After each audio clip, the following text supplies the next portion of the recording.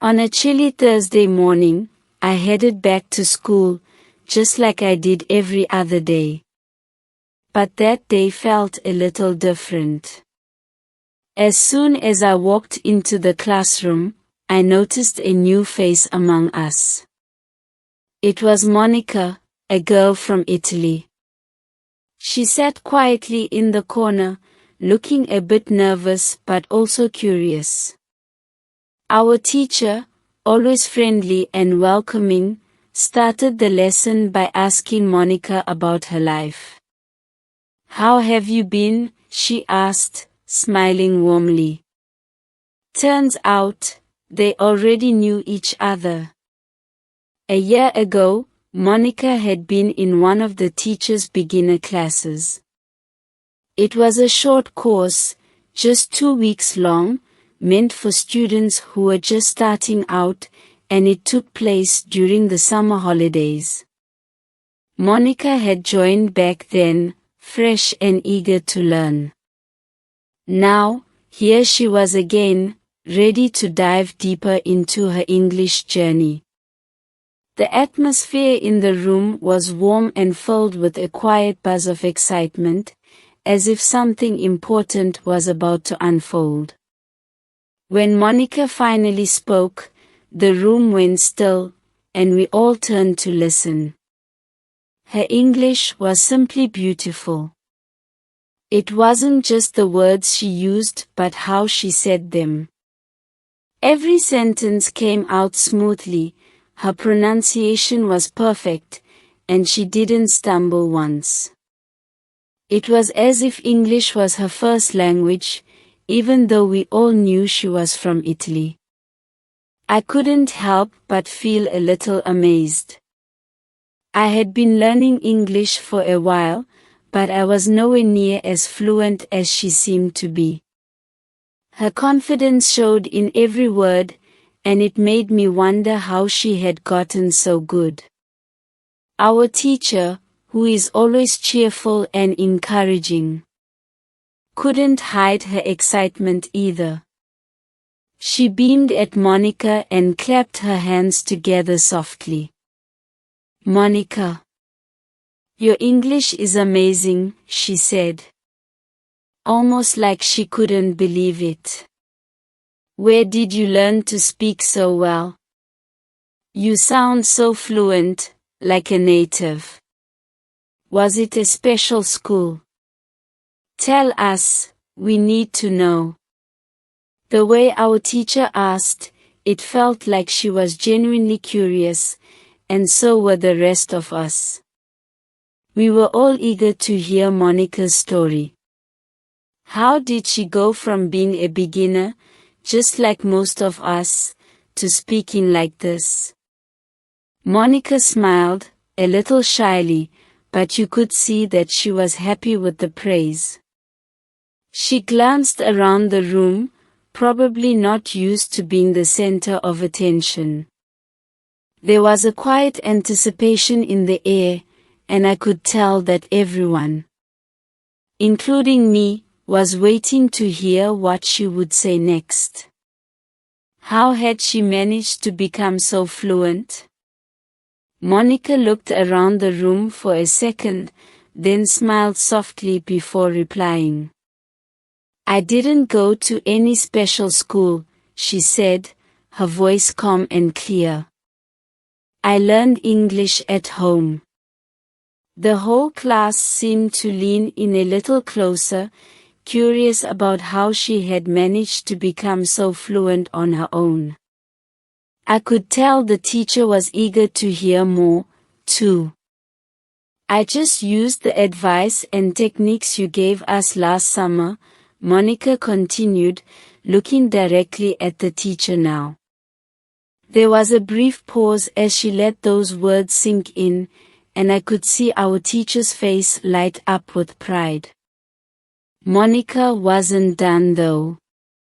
She went on to explain how she had spent a lot of time reading in English, something we had been encouraged to do but maybe hadn't taken as seriously as we should have. "I also did a lot of shadowing," she added, which made a few of us glance at each other.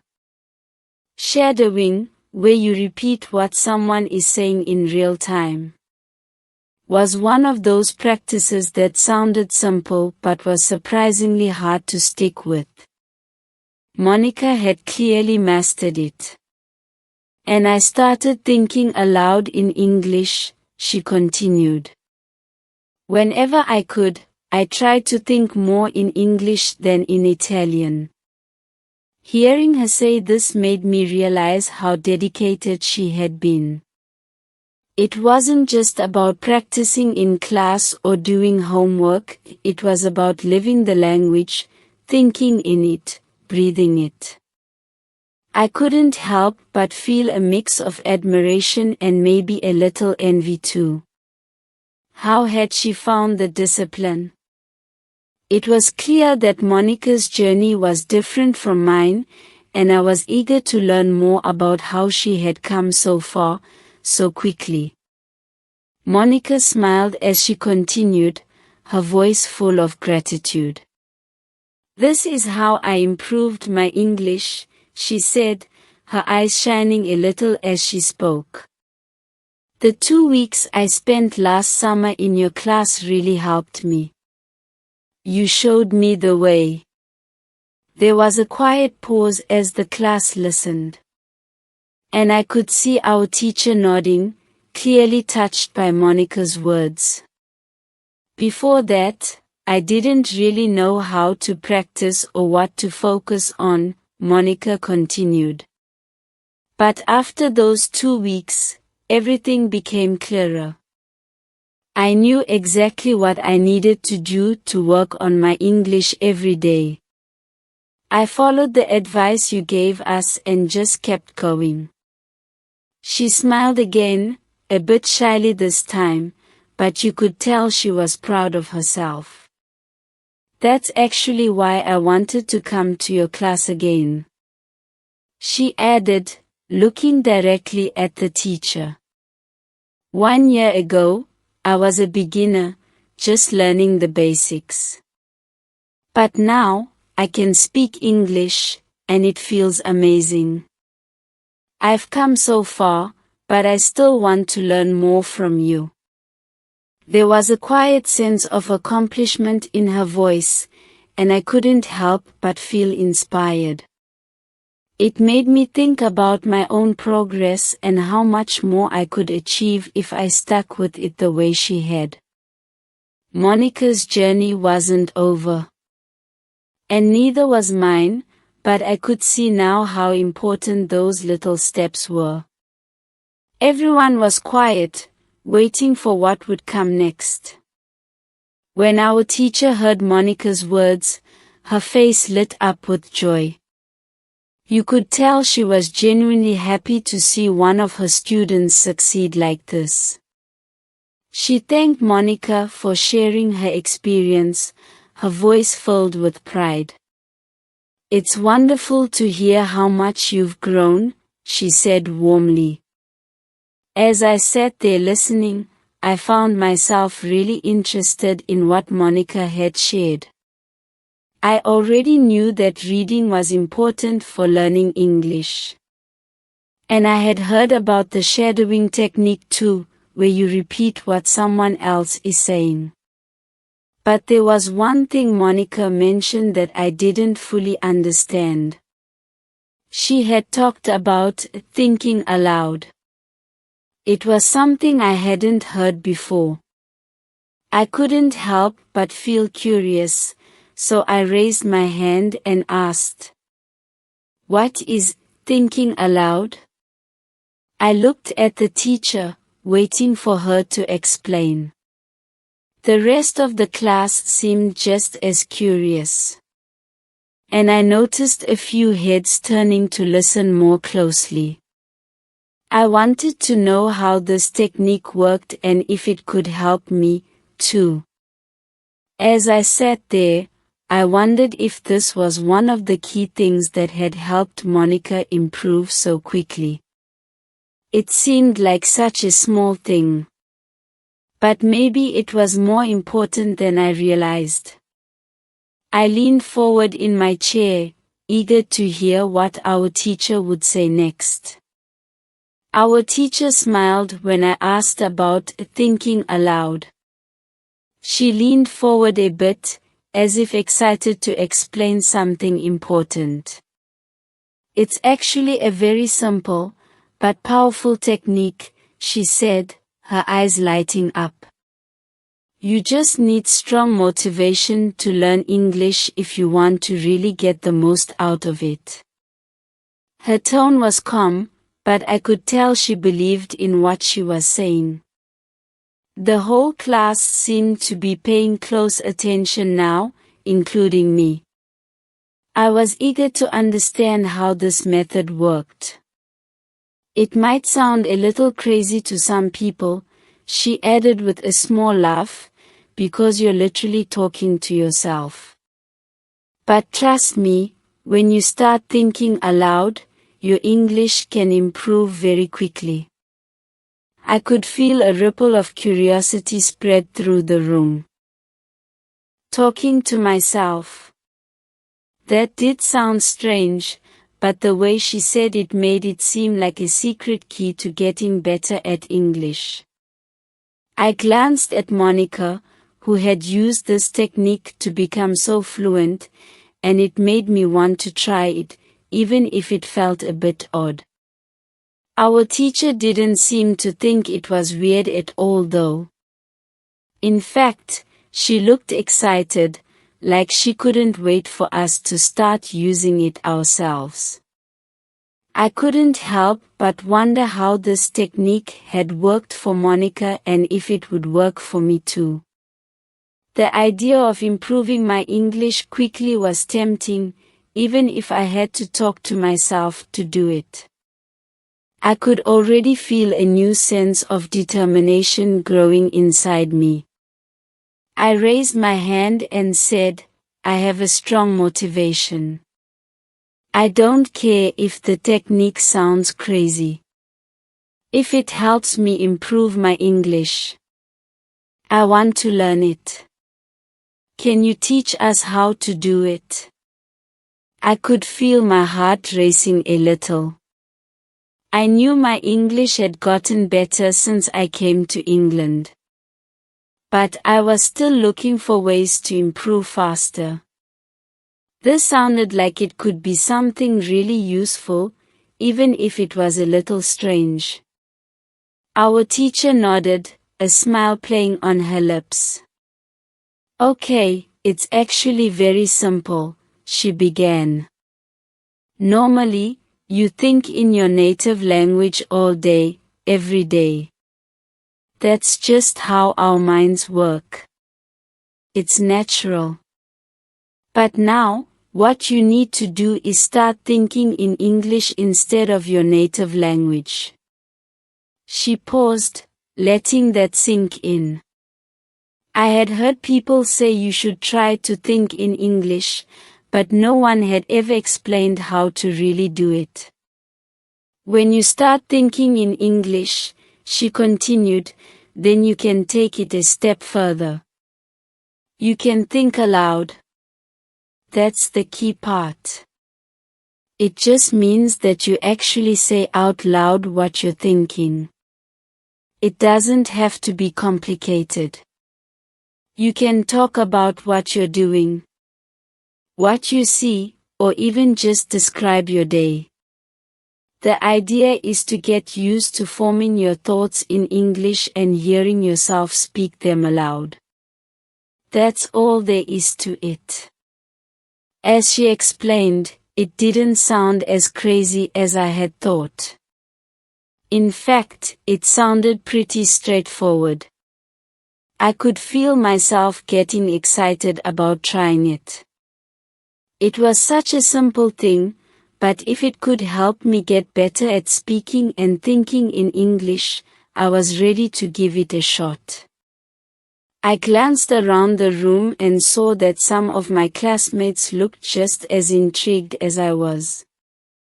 This could be the extra push we needed to take our English to the next level.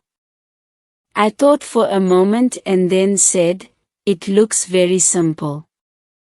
You said that this is a powerful technique. But why is it so powerful?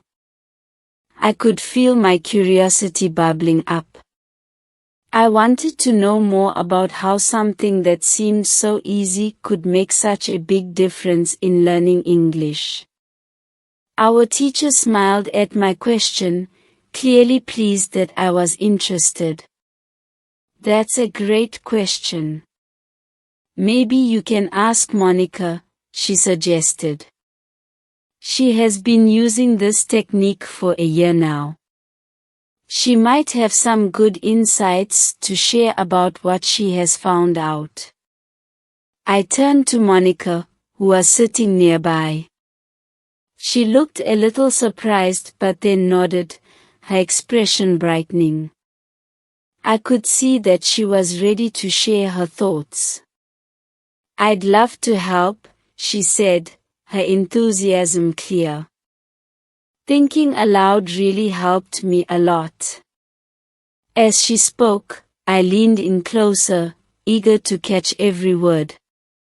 Monica explained that at first, it felt strange to talk to herself, but she quickly got used to it. I started small, she said. I would just describe my day or talk about what I was doing. At first, it felt a bit silly, but soon it became natural. I could see that she was passionate about how this technique had helped her. Over time, I found that I could express my thoughts more easily. Monica continued. It also helped me remember words and phrases better. I started to feel more comfortable speaking English, and that made a huge difference. I listened closely, feeling a sense of inspiration from her journey. I wanted to experience that feeling too. Now I think in English more often, she added. It's like my brain has switched languages. It's powerful because it changes the way you think and communicate. I could feel a spark of excitement growing in me. If Monica could do this, maybe I could too. I was ready to give it a try, and I was determined to see how far I could go. Then our teacher turned to Monica and asked if she would be willing to share her experience with thinking aloud. Monica smiled and nodded, looking excited to talk about it. No problem at all, she said cheerfully. When I first started using this technique, it wasn't easy at all. I was a bit nervous, to be honest.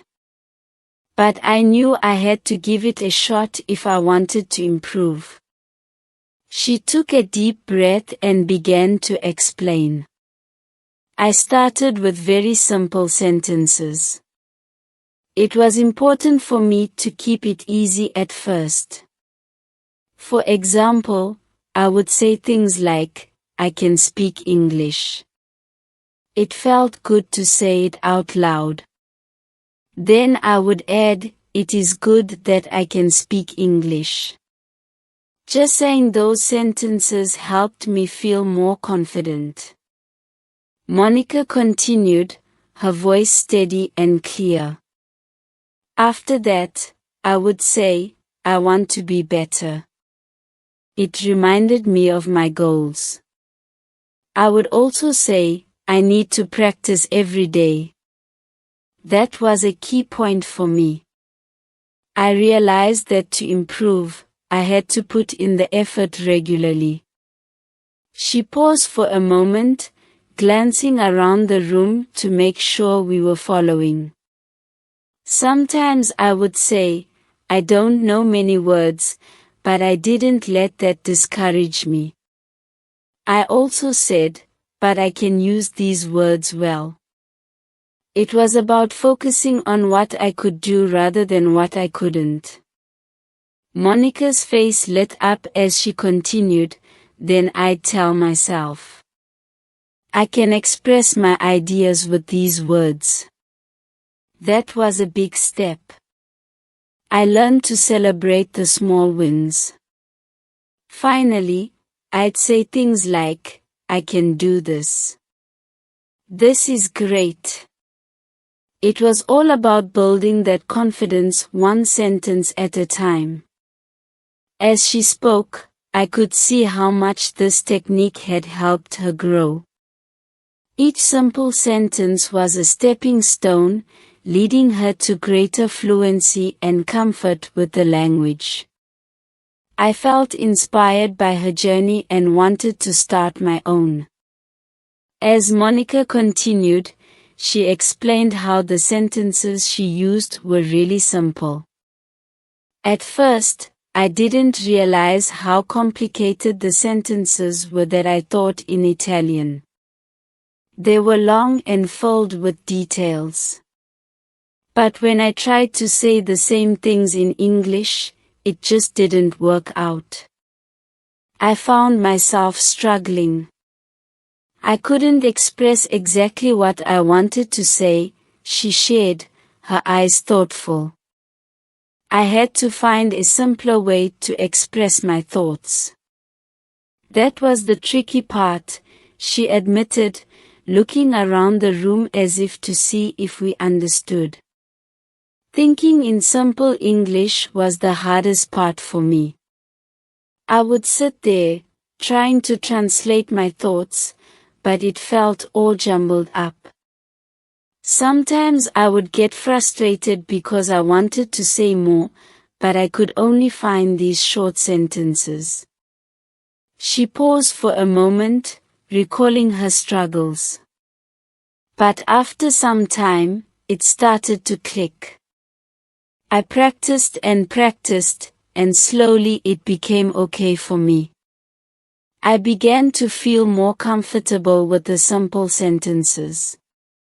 It felt like I was building a little bridge to my thoughts in English. I would think, I can do this, and it started to feel normal. Monica smiled as she continued, eventually, it was normal for me to think in English. I found myself saying little phrases throughout my day. Like, I see a cat, or, it is sunny today. I realized that I didn't need all the fancy words to express myself. The simpler sentences worked just fine. Hearing her talk about this process made me feel hopeful. If Monica could make that shift in her thinking, maybe I could too. I wanted to learn how to simplify my own thoughts, just like she did. Her journey showed me that with practice, thinking in English could become second nature. I could feel my excitement growing, ready to take on this challenge myself. Then something interesting happened that I'll never forget. I met a man from Australia while I was in Italy. He was on holiday, just exploring the sights. I was still a beginner, feeling a bit shy. But we started to speak in English anyway. As we talked, I realized I could actually hold a conversation with him without facing big problems. That was a big moment for me. At first, my sentences were still simple and short. I wasn't using complex words or phrases, but it didn't matter.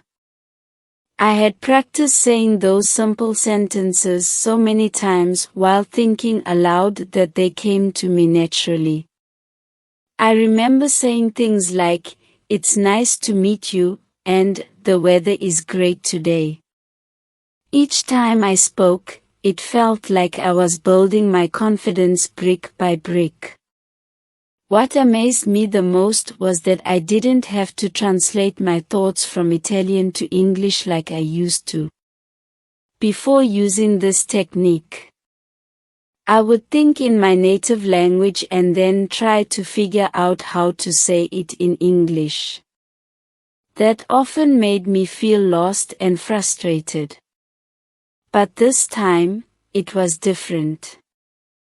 My mind was starting to work in English, and I felt a sense of freedom as I spoke. The more we talked, the more I could see how far I had come. It felt like a light bulb had turned on in my head. I was thinking in English. It was an incredible feeling, and I could hardly believe it. The conversation flowed easily, and we laughed about our different cultures. I felt so proud of myself for having this conversation. As we chatted, I could see the man was friendly and patient, which made it easier for me. We talked about his travels, my experiences in Italy, and our favorite foods. Each simple sentence built on the last, and I felt more comfortable with every word. It was a huge step for me, and I knew I was on the right path. This was just the beginning of my journey to learning English. Our teacher smiled and thanked Monica for sharing her experience with thinking aloud. It was clear that everyone in the room appreciated her honesty and enthusiasm. As I listened, I felt inspired by what she said. I decided right then that I wanted to use this technique too. I was determined to get better at speaking English, just like Monica. After class, I walked home with a sense of excitement bubbling inside me. I thought about all the simple sentences I could practice. I wanted to start right away. When I got home, I found a quiet spot in my room. I took a deep breath and began to talk to myself. I started with easy phrases, just like Monica had done. I am at home. It is quiet here. I like to read books. Each sentence felt like a small step forward. As I spoke, I could feel my confidence growing.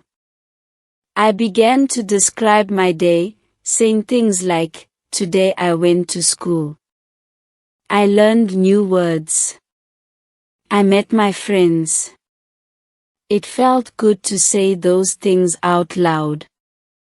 I even added details like, "I had pasta for lunch, and it was really tasty." I was starting to see how powerful this technique could be. The more I practiced, the more I enjoyed it. I made it a goal to think aloud at different times during my day. I would do it while I was cooking, washing dishes, or even going for a walk. I would point out things I saw around me. Look at the birds in the trees. They are singing. It made me feel connected to the world. Each time I spoke in English, I felt a sense of pride. I was not just practicing. I was really using the language. I thought about how far I had come since I first arrived in England. At first, I was so scared to speak. But now, I felt like I was finally making progress. I was eager to continue this journey and see how much I could improve.